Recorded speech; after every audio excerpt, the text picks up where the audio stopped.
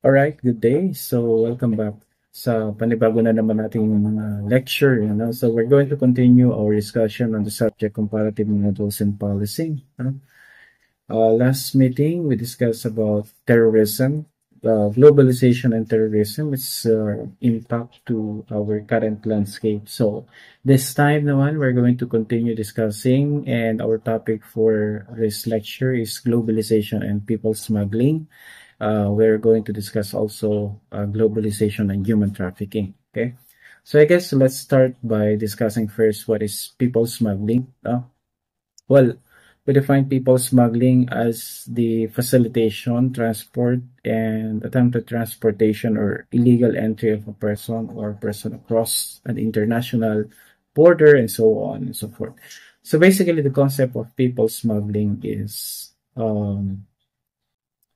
the transport of some individuals to a to another country without going through the legal process. So alam naman po natin that when we want or when we try to go into other country, marami tayong mga kailangang documents na i-accomplish. Included na yan yung securing of a passport, and if you go to other country, kailangan mo ng visa na tinatawag natin, which will state the purpose of your travel or your visit.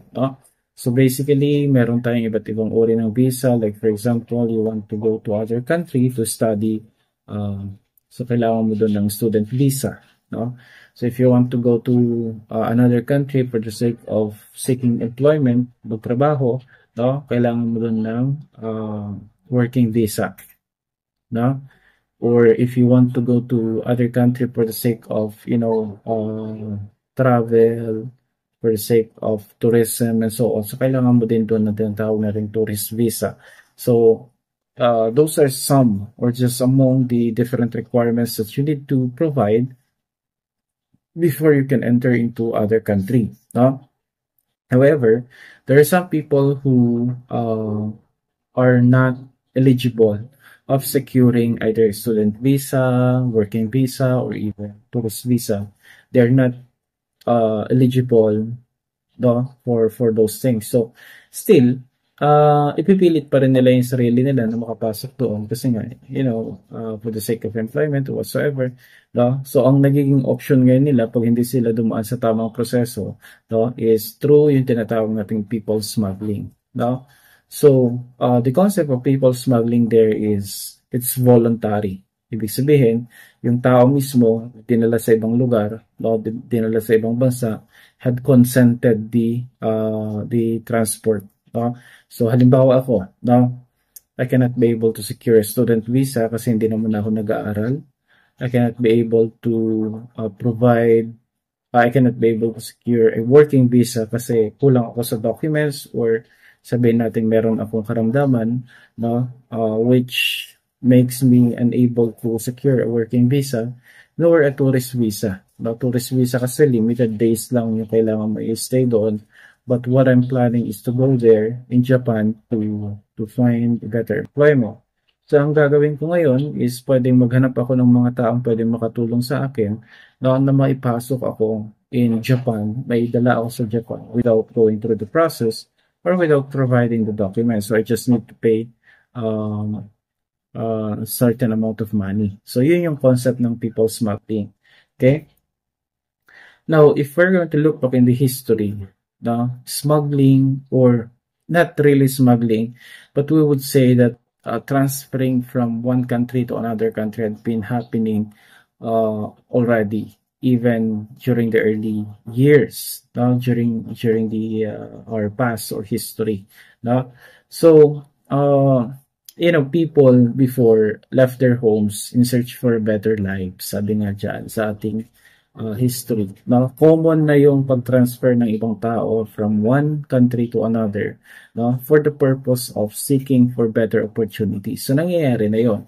Unfortunately, because of the different regulations, rules, and laws that was imposed by different countries, naging mahirap na ngayon ang pumasok sa ibang bansa. So, it has now became illegal if you're not going through the process. Though, it has been part of our progress as a as as a whole, no? Part na yun yung movement natin or transfer of residence, transfer of place natin. It's been part of our history, but syempre, kailangan na natin mag-establish ng mga regulations para naman sa ganun is malimit natin yung mga possible negative effect of allowing people to transfer from one country to another uh, without regulation. So, maraming risk pa rin kasi yan. Kaya nagtakda na sila ngayon ng mga different rules, no? So, if we're going to look at it, bakit nangyayari ito? First is because we have now a stricter rules and regulation with regards to travel, no? Mas strict na ngayon, 'di ba? Hindi gaya dati na kung may pamasahe ka, pwede kang pumunta sa ibang bansa. Ngayon kasi hindi na lamang yung transportation cost ang kailangan mong paghandaan, but also the different documents, no? And we could not say that having a stricter rules and regulation had dismayed people from traveling from one country to another, no? Kasi hindi naman yun totoo. Kahit ang dami-dami ng mga rules and regulation pagdating sa travel, hindi naman nababawasan yung desire ng bawat isa na maghanap ng better opportunity. So, in this regard, no, criminal organization have considered this as a way or a good opportunity to earn profit, no? Paano sila nagkakakita, no? Paano sila kumikita? They're earning their profit by assisting the illegal entry of one person to another. They're earning profit by assisting the illegal entry of one person from one country to another. So, that is why very rampant na ngayon ang cases ng tinatawag nating human smuggling. Okay? Next is we have here human smuggling and human trafficking. Though we have a separate discussion with regards to human trafficking, but for the sake of having a better understanding with the concept, with their concept, no? What's the concept of human smuggling? What's the concept of human trafficking? Let's just try to distinguish them. Okay? So, there's a broad distinction, though both human smuggling and human trafficking are considered as transnational crime, no? Transnational crime in the sense that they are committed in more than one countries, and human smuggling and human trafficking are both a violation of the laws of the two countries involved therein. So, the distinction between human smuggling and human trafficking is simply, when we say human smuggling is voluntarily, it's consented. Ibig sabihin, yung tao na dinala sa ibang bansa illegally, nagbigay or may consent siya, pinayagan niya or pumayag siya, or siya mismo ang nag-decide na pumasok sa ibang bansa illegally. So that is what we call human smuggling.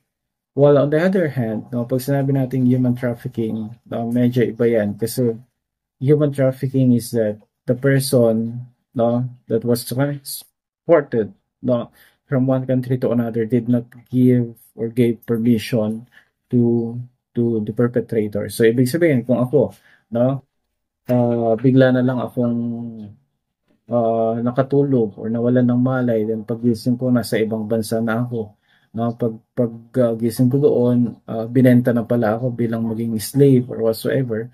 That is human trafficking because me as a victim did not consented the transportation or the illegal transportation of me to another country. Okay? Another distinction between them is with regards to relationship of the perpetrator to the victim. Kung we say human smuggling kasi, for example, tayo kanina, diba? Ang example natin, I want to go to Japan, so hindi naman ako makakuha ng student visa, working visa, or even tourist visa. So ang ginawa ko, kumontak ako ngayon ng agency na pwedeng tumulong sa akin na maidala ako sa Japan without going through this legal process. So nagbayad ako ng certain amount, tinulungan naman ako ng agency. Pagdating ko doon sa Japan, nagdala nila ako. Okay? Then the relationship stops there. Ibig sabihin, wala na tayong connection. Natulungan ka na, nadala ka na, the communication stops there. Wala na. Okay? Well, for human trafficking kasi, no, meron pa rin yung control. No? Yung perpetrator o yung nagdala sa iyo sa ibang bansa, no, ay meron pa rin kayong communication with each other. This actually meron pa rin siyang control sa mga galaw mo kasi siya ang kumikita eh. For example, no, nakatulog ako, pagising ko, nasa ibang bansa na ako. Then, ang nangyari is that, ginawa akong slave, ginawa akong katulong. Ibig sabihin, pinagtrabaho ako doon sa ibang bansa, no, without receiving any payment, pero ang kumikita is yung illegal, yung syndicate na nagdala sa akin doon. So, that's the concept. The relationship did not stop upon your entry to other country. Tuloy-tuloy ka pa rin kinokontrol ng perpetrator, ng syndicate na nagdala sa doon sa ibang bansa. Yun yung concept ng human trafficking na tinatawag natin. So the distinction again, human smuggling, it's voluntarily, no? It is with consent, while human trafficking, it is unconsented. Okay? So usually it is done through coercion, through force, no? Through deception, something like that. So yung mga illegal recruiter, halimbawa, no, ang kinocommit nila is actually human trafficking. Okay? Next, we have here the terms that we need to be familiar of if we want to understand better the concept of human trafficking and human smuggling. We have the term migrants. Ano ba ang ibig sabihin ng migrants? Migrants are people, no, who move from their country to another willingly, no? Well, the different reason for different reason, like we made mention of this, education, but most likely people move to one country to another because of, you know, better job opportunities, no? So yung mga migrants na ito yung mga pumupunta sa ibang bansa, no, nangingibang bansa para magtrabaho, para mag-aral, and so on. Okay? Well, we have the term immigrants also, no? We refer to immigrants as the people, no, who move from their country willingly to settle into another country. See the difference? When we say migrants, no, the purpose of moving to another country is just for work, para makapagtrabaho, or di kaya para makapag-aral. But definitely, wala siyang planong tumira doon, no? Magtrabaho lang siya, kung marami na siyang naipon, balik siya sa kanyang country of origin. Ganon yung migrants, no? While immigrants, on the other hand, different naman yan. Iba naman. Kasi, whether sa immigrants, no, they go abroad, punta sila abroad, no, and their purpose was not just for the sake of working, for the sake of studying or so, but rather, ang purpose nila is para tumira na doon. Doon na sila manirahan. So, ang tawag natin sa kanila ay immigrants. I should say, immigrants.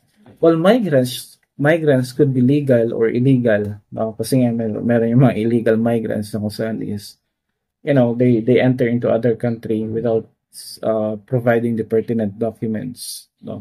Kaya through smuggling yung mga yan. So illegal migrants yung mga yan. Pag nahuli sila, pagbabalikin sila. I-deport sila sa kanilang country of origin. Same as true with immigrants. No? Yung mga immigrants could be legal or could be illegal. Legal also. No?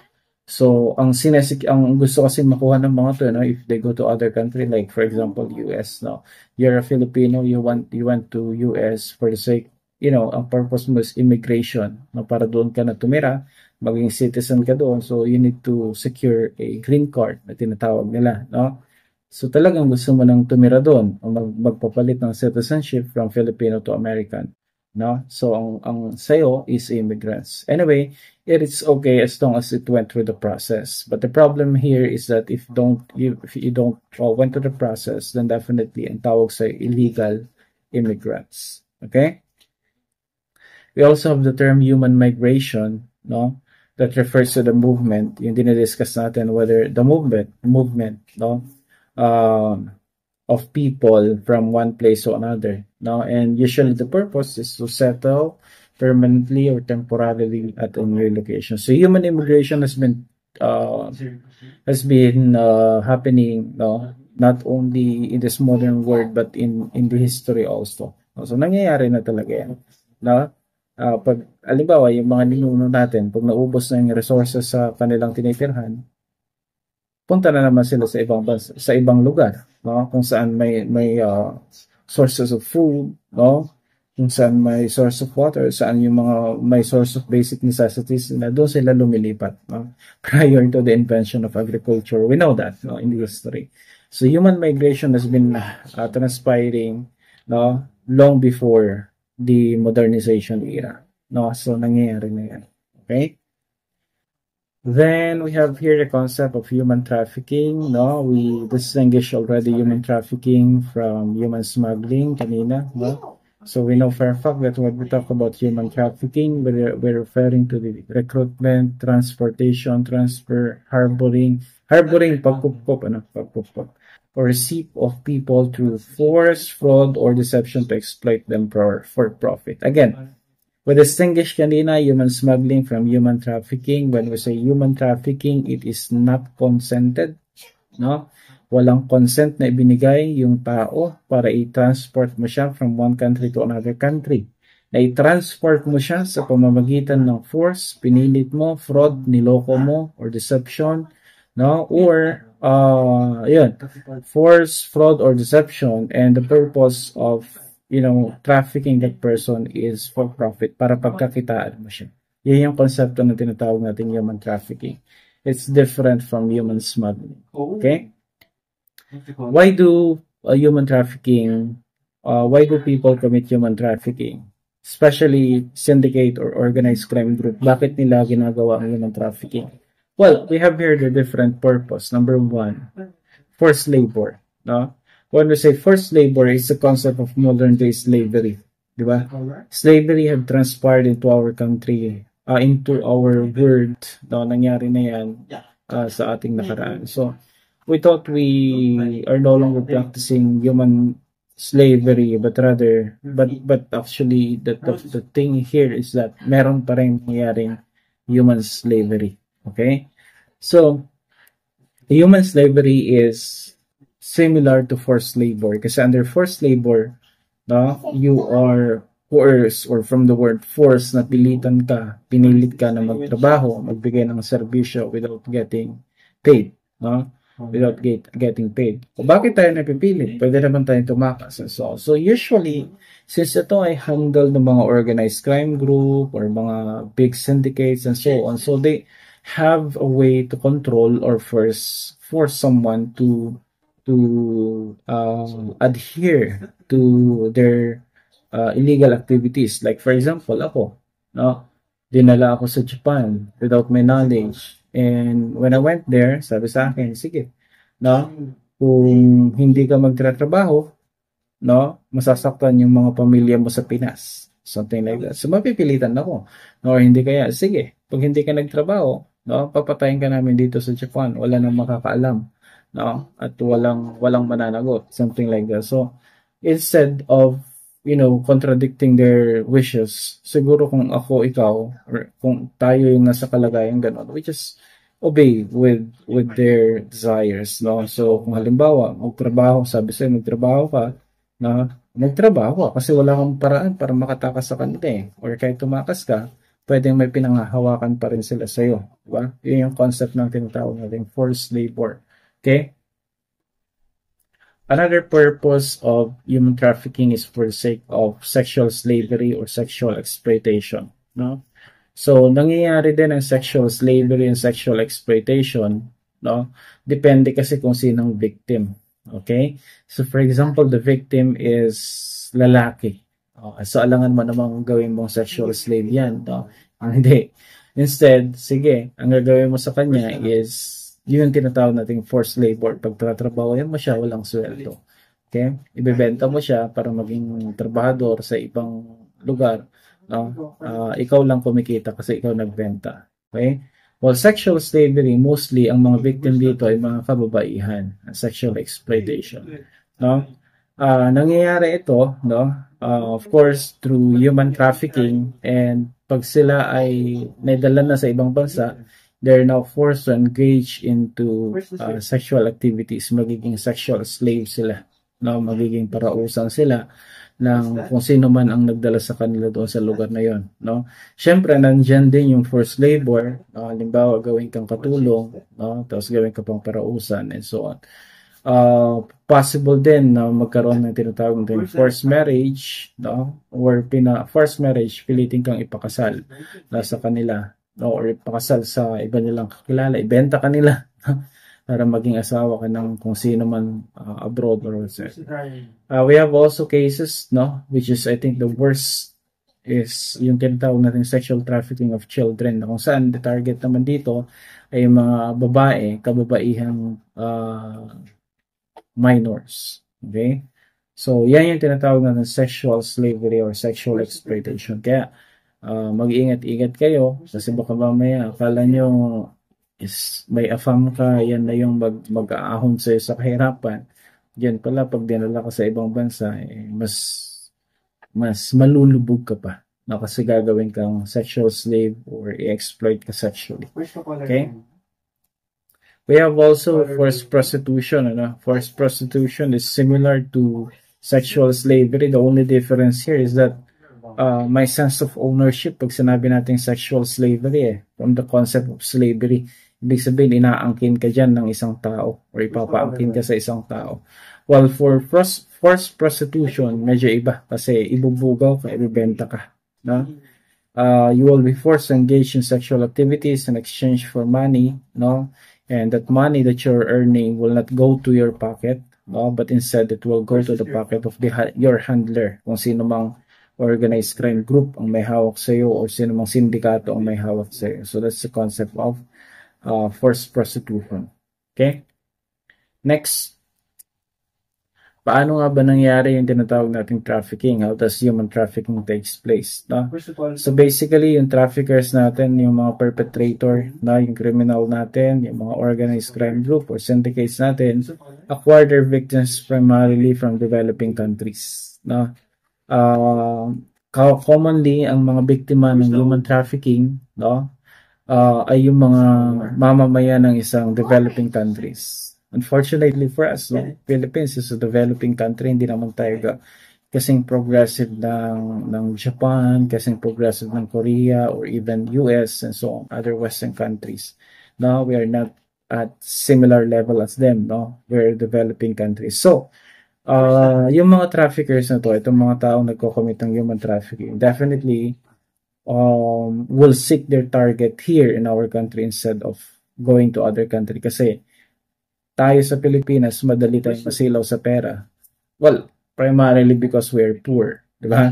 Oferan ka ng ganito, madali kang magoyo, madali kang maloko, no? Madali kang mauto, mapaniwala, madali ka ding mabiktima. Kasi nga, again, we are poor. No? And since we're poor, masilaw tayo agad sa mga opportunities na i-offer nila. So, for example, may pumunta dito, no? Amerikano. Sabi niya, I will provide you a better job or better life in US. Come with me. Sama ka sa akin. No? I will make you a millionaire in 10 years or whatsoever. So, kung ikaw ay galing sa hirap or may pinagdadaan ng sobrang hirap na sitwasyon, no? That usually involves financial, madali kang masilaw. So, yun yung tinatake advantage ng mga traffickers natin. They go to developing countries and they're going to recruit, no? Or they're going to look for possible targets there. No? So, ang tina-target ng mga traffickers natin when we talk about human trafficking, usually yung mga very young, no? Mostly nasa age, no? Ranging from 8 to 18. Yan yung kanilang target, mga dalagita, mga teenager, and so on, no? Some are as young as 4 or 5 years old. Pwede rin silang mag-target ng mga ganun kasi maraming pedophile in other countries and so on. So, yan yung age bracket nila. But hindi natin pwedeng sabihin na when you are 19 or 20 or above 20 or even above 30 is you already safe as a target. Pwede rin kasi kayo mabiktima, no? However, kung titignan lang kasi natin yung crime pattern nila, ang common target talaga nila is 8 to 18 years old. So, sa 8 to 8 years old, paano yan nangyayari, sir? Well, that could happen through adoption and even, 4 or 5 years, no? Adoption. Ang tunay nila, kunyari, no? doon pala gagawing slave or ibebenta lang abroad, no? Or hindi naman kaya is true human trafficking ngayon eh. Mangingidnap sila ng mga bata, no? Dadalhin nila abroad para maging slave nila, no? For the sake of sexual or prostitution, no? So yun yung yun yung usual way kung paano ginagawa ang human trafficking. Punta sila doon sa mga developing countries, maghanap ng mga possible target, no? And their possible target usually mga bata, no? 8 to 18, no? Pwede rin yung 4 to 5 and so on. So once they're able to select their target, they're going now to commit their crime, which is human trafficking. Okay? So why do we need to regulate, control, or prohibit, no, human smuggling and human trafficking? We made mention that it is by instinct that human being will try to seek for better opportunities, di ba? In the history of human smuggling, normal sa mga tao na maghanap ng better opportunities. So, bakit natin ngayon pagbabawalan kasi? No? Di ba kasi kung wala namang mga regulations or batas na nagbabawal sa lipat ng bansa without going through the process, no? Is hindi naman siya bawal. Okay? So, bakit natin kailangan ipagbawal? No? Well, there are a lot of reasons that we could cite for this matter. Number one, threats to border integrity as millions of people are transported annually across national borders. No? So, it is a threat to our border security or integrity. Ibig sabihin, kulang sa higpit yung ating batas, no? Yeah. Kulang sa higpit yung ating yung ating gobyerno pagdating sa illegal transportation o pagdating sa human smuggling and human trafficking. And that will not make, no, the citizens feel safer kapag alam nilang madali lang makapasok sa bansa na yan. Madaling makapasok, maraming mga dayo na pwedeng pumasok illegally and so on. So, nagkakaroon tayo ng issue in terms of national security or international security. Second, threat to human health, no? Through the spread of HIV, AIDS, STDs, and so on. So, we have a very example already that happened during the pandemic. Diba? During the pandemic, bago po man kumalat, no? Sa Pilipinas is nagkaroon na tayo ng maraming health problem in other countries, specifically the country where the COVID-19 virus had originated, which is China. No? So bago pa man siya totally kumalat, out of control, no, naabisuhan na yung mga bansa na meron ng ganitong virus, no, viral na virus na pwedeng kumalat at makahawat, makapatay ng tao. So, in response to this, most of the countries have imposed lockdown, and that includes Philippines, no? So, China pa lang ang tinamaan nito, no? Nagkaroon na tayo ng lockdown sa Pilipinas. Unfortunately, even though pag sinabi kasi nating lockdown, no, mahigpit na or bawal nang lumabas at pumasok sa bansa, no? If you're a Filipino, no, you cannot easily enter back into our country, no, without going through the process. So, naghigpit sila. The purpose here is that to prevent the transfer or prevent yung pagkalat, no, ng virus sa Pilipinas. So, yun ginawa nila, nagkaroon ng lockdown. But, as you know, nabuhay naman tayo through the pandemic, no? No? So, ang nakita niyo naman ang nangyari, though nagkaroon ng lockdown, bakit marami pa rin mga Pilipino ang nahawaan ng COVID-19 pandemic, COVID-19 virus, no? Why did that happen? Well, because of human smuggling and human trafficking. Diba? So, yan yung threat sa ating human health. Now, if we are not strict with regards to implementing our border laws, no, yung mga batas natin patungkol sa migration, immigration, and so on. Definitely, things like during the COVID-19 pandemic could happen again in the future. No? Mauulit at mauulit yun. No? Kahit sabihin natin lockdown tayo, wala nang biyaheng mga eroplano, wala nang biyaheng mga barko, pero bakit may nakapasok? No? That is because of human trafficking and human smuggling. Okay? So that's a very constructive example to the global implication of human trafficking and human smuggling. Next, threat to national and international security. Diba? Most of the activities of human smuggling and human trafficking are sponsored, no, or supported by organized crime group. No? So, pag dumadami ang cases natin ng human smuggling and human trafficking and so on, that means that, you know, it's very easy for different organized crime group to penetrate our or our country's security. Eh, paano kung mga suicide bombers yung mga pinasok nila, di ba? Di sabog-sabog tayo, no? Eh, buti nga yung mga yan is just for the sake of better opportunity, kaya sila pumapasok. Pero what if, no? What if yung mga yan ay mga terrorists? Di ba? O, di madali lang palang pasukin ng Pilipinas. Madali lang palang pasukin ng ibang bansa. Magpapasok tayo ng mga suicide bombers and so on. So, yan yung threat. No? Kapag hindi tayo ma-stricto o hindi natin pinagbigyan ng pinagtuunan ng pansin ang problema natin to the increasing numbers of human smuggling and human trafficking in our country. No?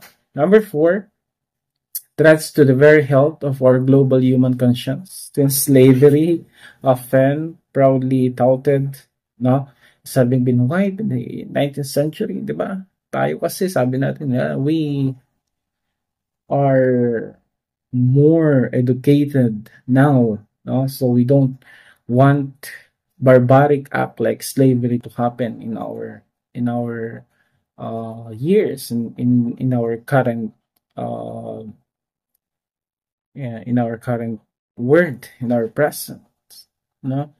So, unfortunately for us, no, because of human trafficking and human smuggling, marami pa rin nagiging biktima ng tinatawag natin modern slavery. Like, for example, forced labor, sexual exploitation, and so on. So, hindi natin pwedeng sabihin na tayo, no, kasi we are now more progressive, hindi na tayo barbaric, no? We have rules, we have regulations, and so on. We abandon the concept of slavery already, so our conscience malinis na. No, we cannot say that. Why? Because even until today, because of human trafficking and human smuggling, there are a lot of people that still are victim of modern day slavery. So, napakalaking sampal yun sa atin. Right? So, that's it with regards to the topic human smuggling and human trafficking, or the global implication of human trafficking and human smuggling and human trafficking. I hope I was able to impart some knowledge with regards to the topic we just discussed, no? So, if you have questions, comment them on the comment them on the comment section, no? If you learn something, please feel free to subscribe to our channel para dumami pa yung ating subscriber at lumawak pa ang ating pwedeng matulungan sa pag-aaral sa criminology. You may also share and like our videos para mas marami pang makanood ng ating mga lectures, and hopefully makatulong tayo sa pag-aaral ninyo sa criminology. Alright, so that's it for this lecture. Thank you all for listening. See you on the next video. Bye.